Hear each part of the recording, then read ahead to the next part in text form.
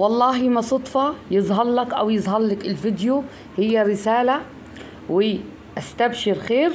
أبشروا بفضل الله تعالى، انتظرتوها كتير، جايالكوا بتطمنكوا فيها كل حب وأمان وامتنان من قلبي لقلوبكم الطاهرة، وهي من مرشدك الروحاني ومن ملاكك الحارس عن طريق مرشدك الروحاني.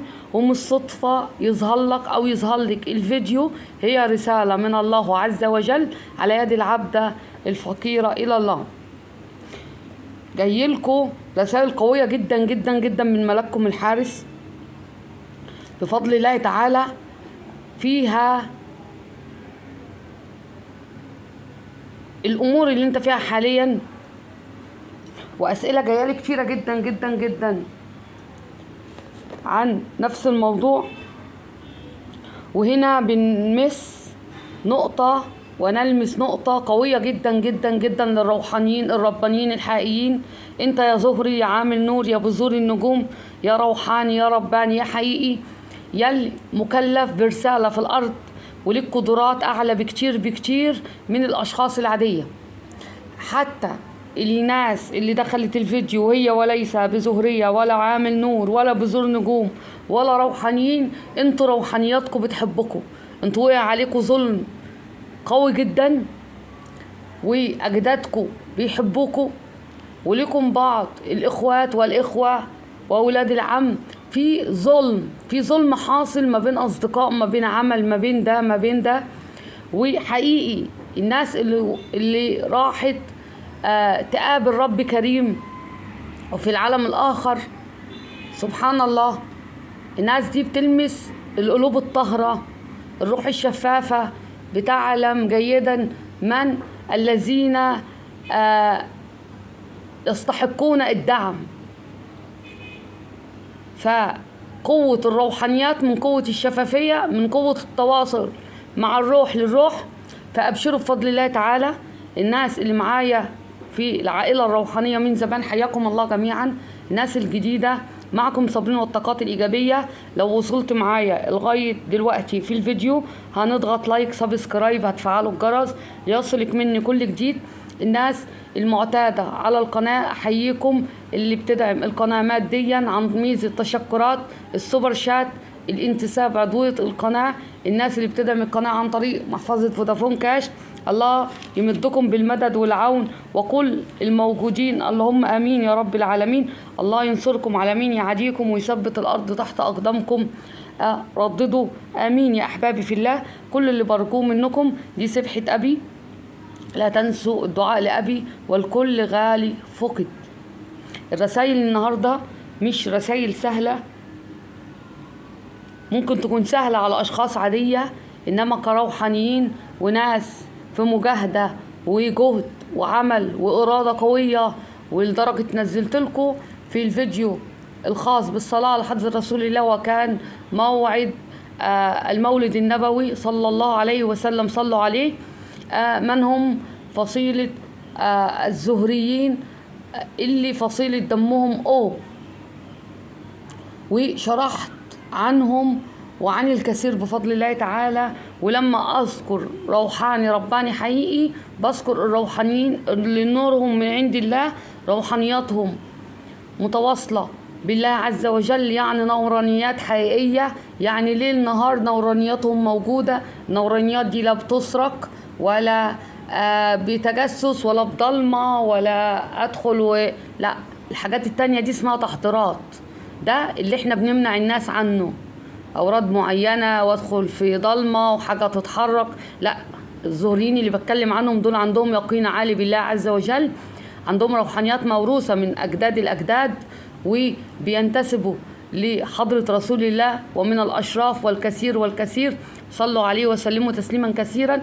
والناس الجديدة أو اللي من زمان وأول مرة تسمع الكلام ده، بقول دائما في كل فيديو خاص بيا أو ببث مباشر إن عالم الروحانيات أقرب للكفر إلى الإيمان، فمن لم يعلم بها لا يدخل فيها.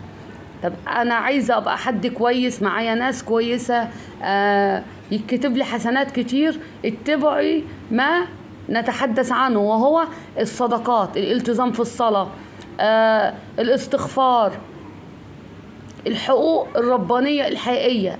الدين بتاعنا هو الدين المحمدي، صلوا عليه وسلموا تسليما كثيرا. هنصلي على حضرة رسول الله ونكمل الفيديو بفضل الله تعالى.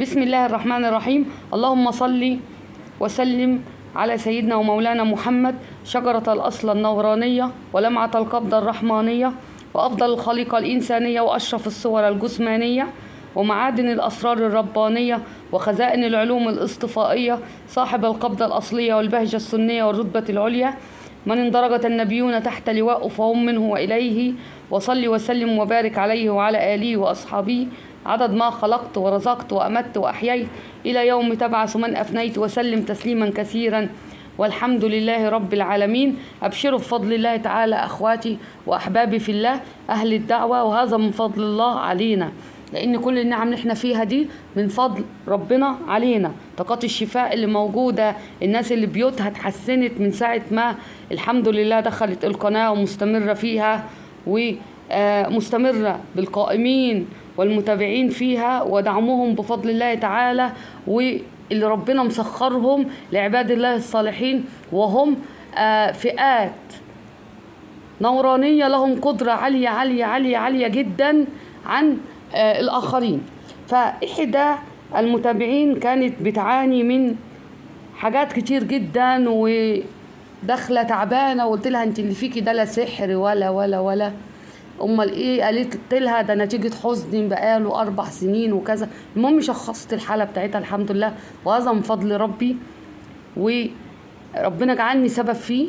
وقالت لي فعلا انا وزوجي متوفي من 4 سنوات وكذا. قلت لها دي نتيجة خضة وحصل اذى فعلا، بس الروحاني الرباني الحقيقي وخصوصا فئة الزهريين الحكام دول بيبقوا لما بيعالجوا الحالة يشخصوها، يعني ما بيرضوش يقولوا لأي أشخاص انتوا فيكوا ايه، لا، لأن الناس اللي تعرفوا عن عالم الروحانيات هو التسخير والعفاريت والجان، وكأن بقى نقول ايه فيلم المداح اللي بيطير، فهماني أو فهمني؟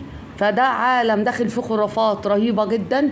أي نعم العالم ده مرعب، بس بفضل الله وقدرته وقوة لا إله إلا الله ونوره بيبقى دعم الزهريين وعمال النور وبذور النجوم، قدرتهم عالية جدا على شفاء هؤلاء بفضل الله، وهذا من فضل الله علينا بمجرد الكلام أو وصف العلاج، لأني مش بتواصل مع أي حد خاص ولا كلام من ده. شغلنا كله عن طريق القناة، رد على الواتساب ببعض الرسائل، وبفضل ان يبقى في القناة لاني مش بقول اكتر من اللي بيتقال في القناة، وكل شغلي ووقتي اللي موجود ومتاح للشغل هو بخليه للقناة ومساعدة هؤلاء. ما علينا، لما نوصل لدرجة ان اختي صابرين انا مقهورة ومظلومة ومأذية ومتدمرة، احلى ايام حياتي وعمري كلها راحت من ناس لا يخافون الله ويعيشون حياتهم من أول النهار، وأنا محرومة أعيش اليوم من أوله زيهم من الأذى اللي عندي. يعني الإنسانة دي قعدت 4 سنين تاخد عقاقير وعلاجات، ويقول عندك حالة نفسية وعلاجات أعصاب وعلاجات كتير جدا، وهي مفيهاش حاجة تخص كل الموضوع ده، مهدئات أكلت جسمها لدرجة عمالة تعالج بالقرآن الكريم بصور، وبخليها اللي تقدر بفضل الله على قراءتها، وبقت تشوف المنامات وتشوف أمها وتشوف المحببين لها، وبتشوف طاقة نظافة البيت بتنظف ازاي بنفسها بفضل الله تعالى، لأن لا يقدر على علاجك إلا نفسك، لازم تكوني قادرة على علاج نفسك أو نفسك بفضل الله، وهذا نعم الله علينا. ربنا ما جعلش ما بين العبد وربه وسيط، احنا جعلنا أسباب لبعض لمساعدة بعضنا البعض. وهي بتتعالج كمية العقاقير دي انها بتطلع من جسدها، الرأس تتعبها وده يتعبها، نفسيتها محطمة، حد كان مدفون وبالفعل كان معمول لها أسحار، ده حقيقي، بس طاقة الأسحار ما كانتش أقوى من طاقات البشر اللي حواليها، والظلم اللي الكل عايز يحسسها ان انت مريضة او معتمة، انت في عتمة، انت في صندوق مغلق كده. اظن اني قدرت اشرحها بكل بساطة لإخواتي المحترمين.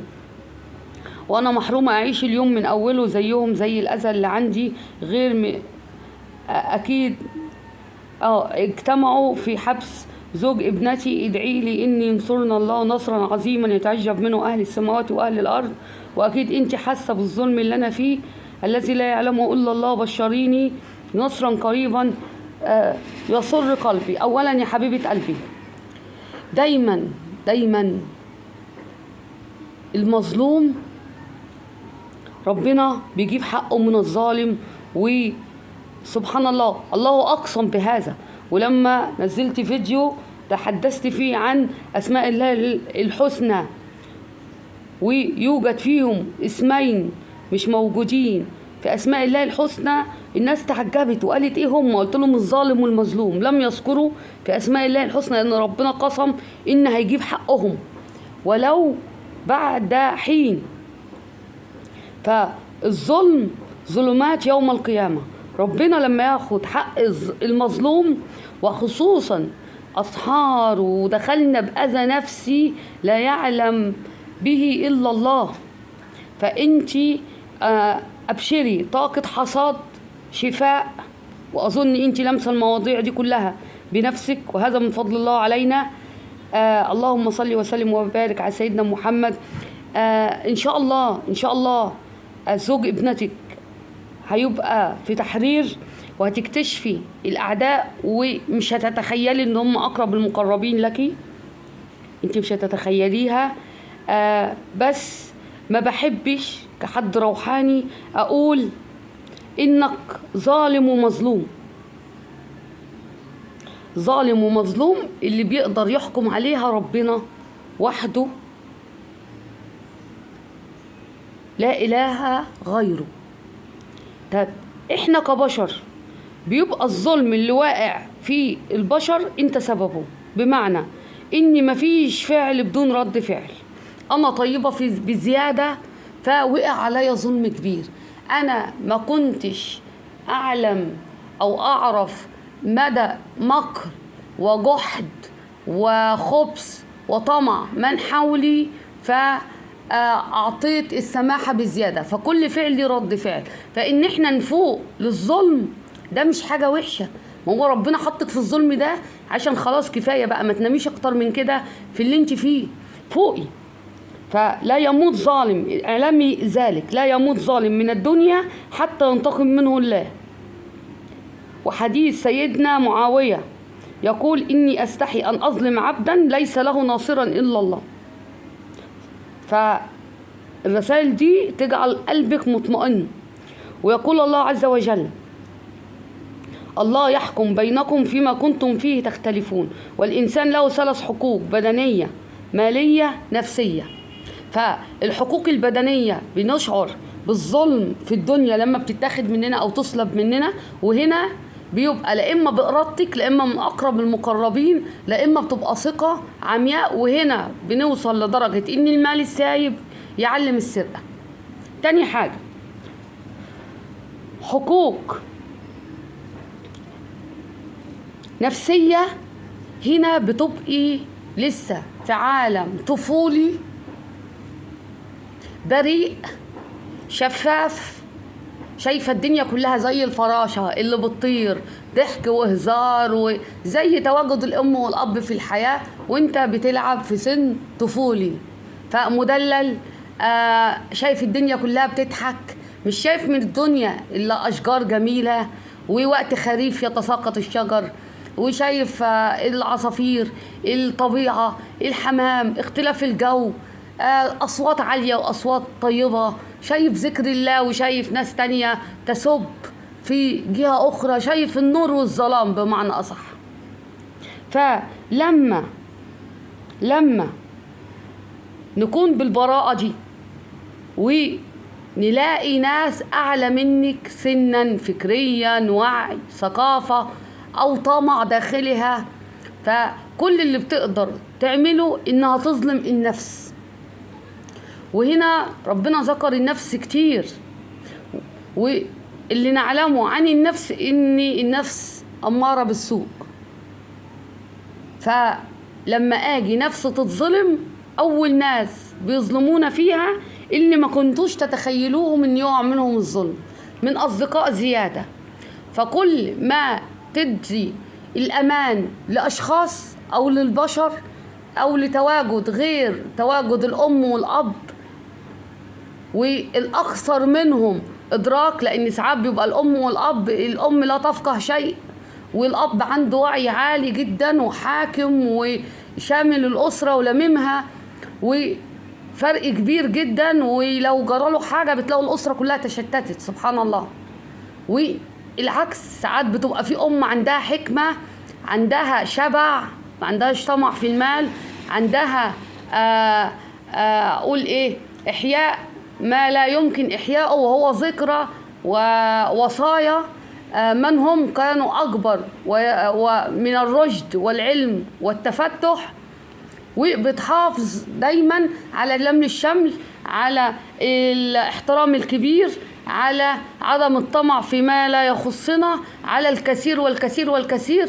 فهنا لا إما بتيجي الصلاحية للأم أو الأب، أو المحظوظ بيجي الأم والأب، بتلاقوهم الاثنين ما شاء الله عندهم وعي عالي في العلم في التفتح، حتى لو ما الفرصة ما اديتهمش ان هم يدرسوا علم عالي، لا هم وارثين الموضوع ده من الأبوين الصالحين والأجداد، لأن الناس دي موجودة لأهداف، هو إصلاح ما لا يمكن إصلاحه، قول الحق، عدم تواجد الفساد في المحيط اللي هم فيه كله.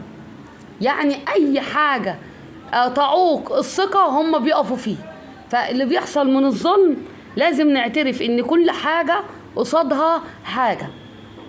هاجي بقى في نقطة مهمة جدا، ودي خاصة بالمرشد، لأن أنا بتكلم هنا فئات خاصة من الزهريين وعمال النور وبذور النجوم. أنت مرشد لمن حولك. فلما أذكر كلمة زي دي يعني وصلت لدرجة صحوات روحية جعلتك في المكانة اللي أنت وصلت لها، ولو ما كنتش لسه وصلت للدرجة دي وتقنع نفسك بأنك مرشد لمن حولك، فهنا نقف نقطة ومن أول السطر ونعيد حياتنا من أول وجديد، ونشوف إيه اللي إحنا لسه نتعلمه ونتعلم الدروس كويس وما نغلطش فيها من الهوى. الناس اللي بتقول لي هنا عرفينا يعني إيه إن إحنا نبعد عن الهوى، القلب، إني ما أحبش غير اللي ربنا حلهولي، لاني اشعر هنا في طاقات كتيره جدا ناس بيضحكوا عليهم عن طريق مكالمات هاتفيه وعن طريق الميديا، والناس دي لا اما سنها كبر عن الزواج، يعني مشاعر متاخره. وهنا انا مش بحكم عليك ان انت خطأ، انا بحكم عليك ان انت في وضع لازم تفوقي فيه، لان انت وصلت لدرجه من العمر ما يكفي لا قادرة تاني تغضبي ربنا أولا قبل أي حاجة، ولا قادرة تاني تخسري كل ما فاتك من الحياة. يعني مش عيب إن أحب، مش عيب إني أرتبط، بس لازم يكون مناسب ليا، وما كنش لسه أتعلم، وما كنش حد هايف، أكون راكز. تاني حاجة، في ناس هنا ليها بيوت وليها زوج وليها أولاد وأشعر بالطاقة دي، وواحد بيضحك عليها عن طريق التليفون وبيخرب بيتها، ده هو عايز يستفاد. والاتنين اللي أنا شايفاهم إن عايزين يستفادوا ماليا من الأشخاص دي، أو يلا لعبة وبنضحك عليهم، وناس أصلا لو فكروا في زواج مش هيفكروا فيكوا أنتوا، وبتعطلوا حياتكم عشان هؤلاء.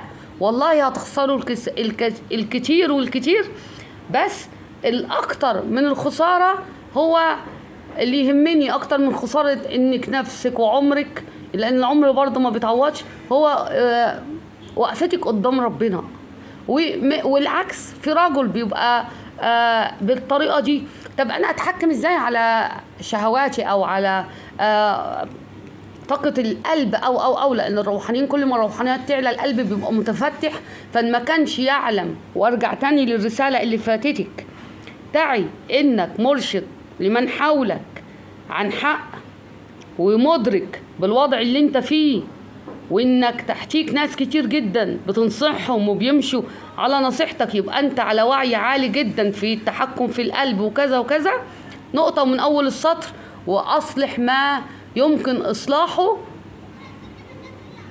فالنقطة دي نتخذها كويس جدا ونفوق ونعرف ايه. طب مش قادرة اسيطر على نفسي، سورة الرحمن والبقرة 7 أيام بفضل الله كل المواضيع دي هتروح من عندكم.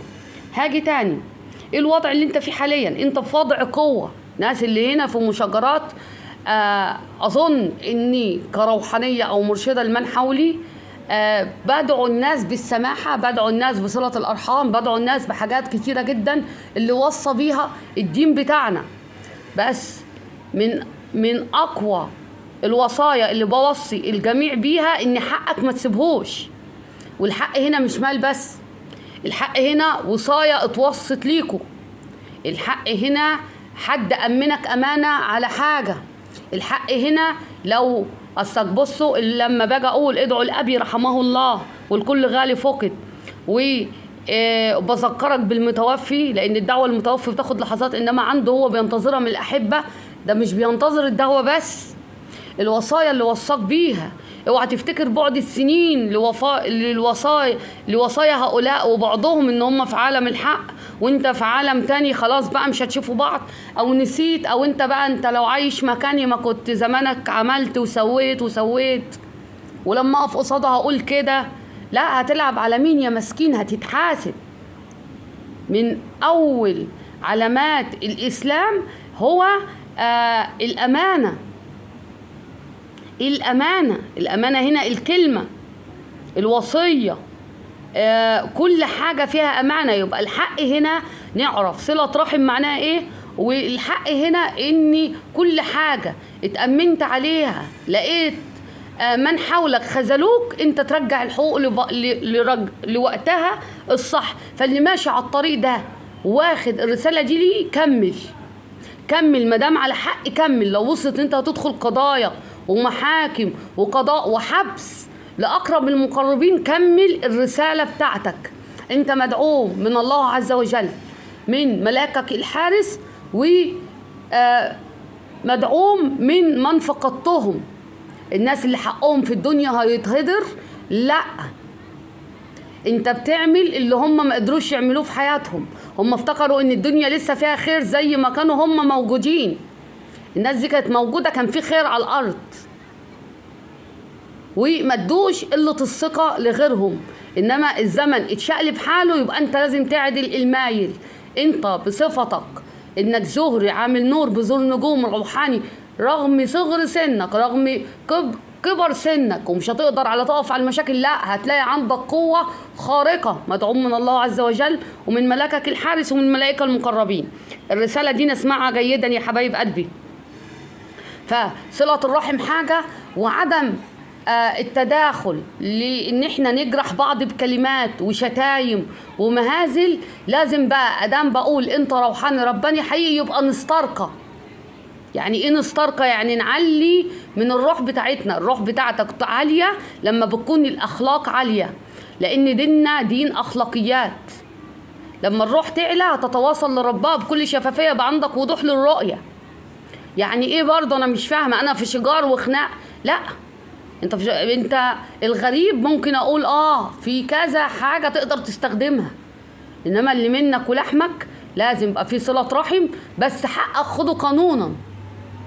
معنى ان انت بتواجه ناس عقلانيه وناس بالعلم عالي وناس قادره تتفهمك وتوصل للقدره بتاعتك لاخذ الحقوق على العين والراس. مفيش، لا، في جهات اخرى بتجيب الحقوق. فنركز في النقط دي وامشوا في طريقكم.